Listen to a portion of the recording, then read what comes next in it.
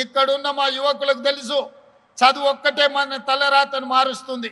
చదువు ఒక్కటే మన ఆత్మగౌరవాన్ని నిలబెడుతుంది, చదువు ఒక్కటే సమాజంలో మనకు గుర్తింపునిస్తుంది. మన చదువే మన తల్లిదండ్రులను మన గ్రామంలో, మన పట్టణంలో, మన రాష్ట్రంలో తలెత్తుకొని నిలబడే విధంగా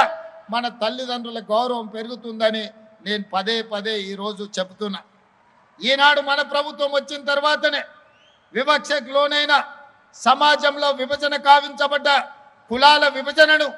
ఈరోజు కులాల నిర్మూలన చెయ్యాలి అనంటే, సామాజిక చైతన్యం తీసుకురావాలి అనంటే బీసీ కులాలు వేరు, ఎస్సీ కులాలు వేరు, ఎస్టీ కులాలు వేరు, మైనారిటీ కులాలు వేరుగా రెసిడెన్షియల్ స్కూళ్ళల్లో చదువుకోవడం కాదు, అందరు కలిసి కట్టుగా ఉన్నత వర్గాలతో సహా ఒకే దగ్గర చదువుకోవడం ద్వారా, ఒకే దగ్గర కూర్చొని తినడం ద్వారా,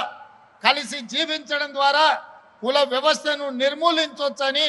ఈరోజు యంగ్ ఇండియా రెసిడెన్షియల్ స్కూల్స్ని ఒక విప్లవాత్మకమైన మార్పుని ఈరోజు తెలంగాణ రాష్ట్ర ప్రభుత్వం తీసుకొచ్చింది. ఇదే కాదు, ఈరోజు చదువు ఒక్కటే మన జీవితాలలో వెలుగు నింపుతుందని నర్సరీ నుంచి 12th క్లాస్ వరకు